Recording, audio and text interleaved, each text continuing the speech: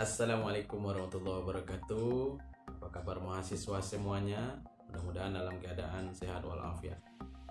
Pada pertemuan kali ini topik kita adalah hakikat manusia dalam pandangan filsafat pendidikan Islam.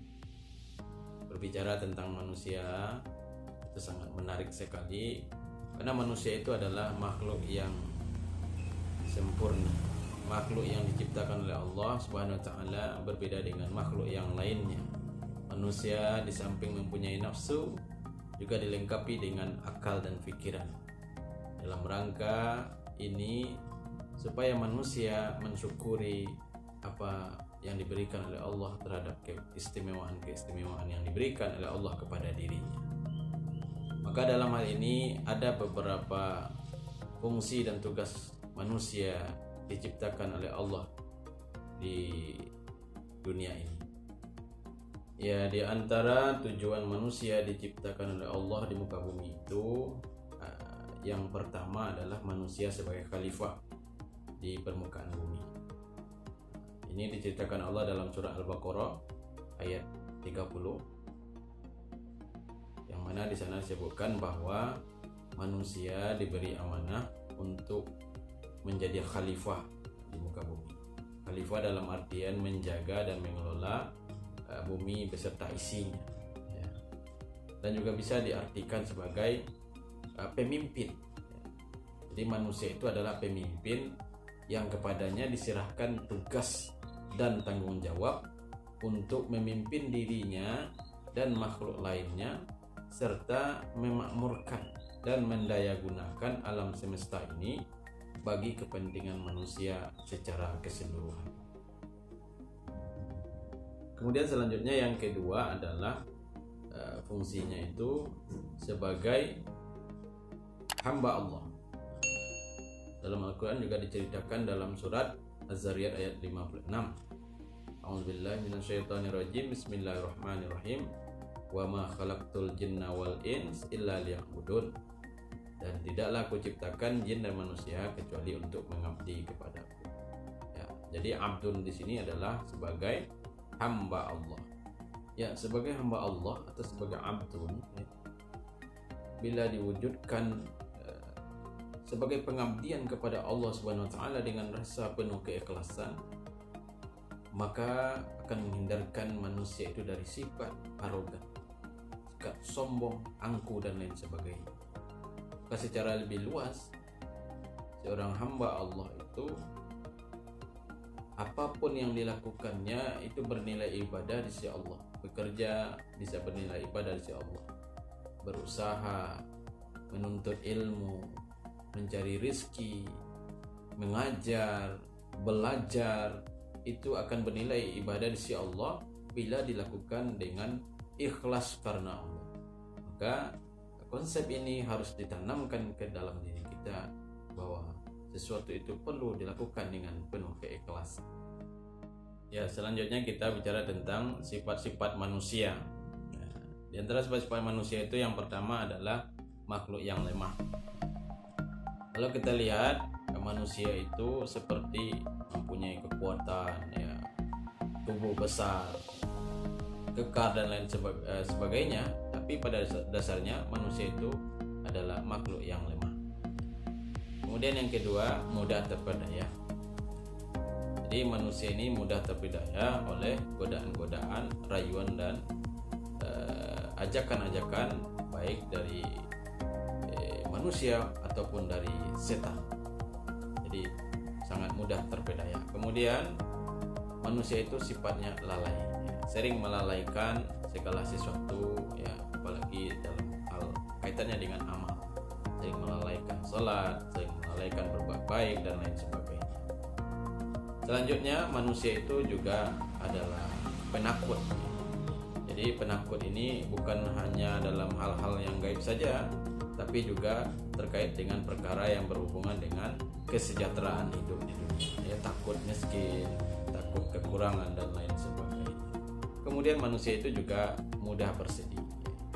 Jadi, karena mudah bersedih, larut dalam kesedihan, kadang bisa menyebabkan manusia itu lupa akan pertolongan Allah Subhanahu wa taala.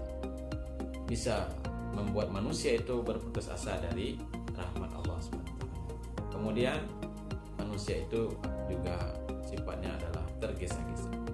Ya, sering melakukan sesuatu itu tergesa-gesa, baik untuk amalan dunia maupun juga untuk amalan akhirat. Jadi manusia itu banyak yang berbuat tergesa-gesa dalam melakukan sesuatu. Ya, selanjutnya sifat-sifat manusia itu adalah suka membantah. Ya, jadi manusia itu ternyata juga suka membantah. Ya. Mungkin bantahannya ya terhadap keimanan dan ketakwaan kepada Allah Subhanahu wa taala. Kemudian suka berlebih-lebihan. Ya. Berlebih-lebihan ini mungkin dalam berpakaian, dalam bergaya, kemudian dalam makanan dan minuman juga berlebih-lebihan. Ya. Kemudian manusia itu juga mempunyai sifat pelupa. Ya. Jadi manusia seringkali lupa, ya, apalagi lupa akan nikmat Allah Subhanahu wa taala. Ini sangat fatal ini, ya. Kemudian juga sering berkeluh kesah, senang berkeluh kesah. Nah, misalnya kalau hari panas dia bilang, wah hari ini panas-panas saja. Tapi kalau datang hujan, ya hujan-hujan. Jadi salah aja, ya, berkeluh kesah saja. Kemudian manusia itu juga kufur nikmat. Jadi banyak diantara kita yang tidak mensyukuri nikmat. Padahal Allah sudah janjikan bahwa siapa yang mensyukuri nikmat Allah akan diterima, dan siapa yang mengkufuri maka azab Allah itu sangat pedih. Maka itu diantara sifat-sifat manusia. Mudah-mudahan kita tidak termasuk kepada hal yang demikian. Ya, selanjutnya berbicara tentang kelebihan manusia dibanding dengan makhluk yang lainnya. Di antaranya yang pertama adalah aspek kreasi. Jadi manusia itu ternyata suka berkreasi, suka berinovasi, menemukan hal-hal yang baru, menumbuhkan ide-ide yang inovatif dan lain sebagainya. Jadi apapun yang ada pada diri manusia itu ternyata sudah dirakit dengan sangat sempurna oleh Allah Subhanahu wa taala. Sehingga manusia itu suka berkreasi. Ya. Selanjutnya yang kedua adalah dari segi aspek ilmu, ya. Jadi hanya manusia yang punya kesempatan memahami lebih jauh tentang alam semesta ini. Jadi makanya manusia itu suka menuntut ilmu. Nabi juga sudah menganjurkan bahwa utulubul ilma minal mahdi ilal lahdi, tuntutlah ilmu dari ayunan sampai di akhir. Jadi manusia suka menuntut ilmu atau mempelajari sesuatu. Kemudian yang ketiga mempunyai aspek kehendak, ya. Jadi manusia memiliki kehendak yang menyebabkan bisa mengadakan pilihan dalam hidup.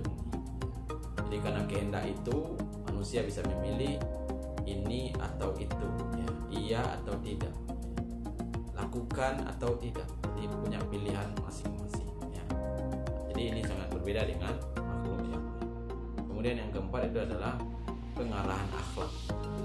Jadi manusia itu adalah makhluk yang dapat dibentuk dengan akhlak.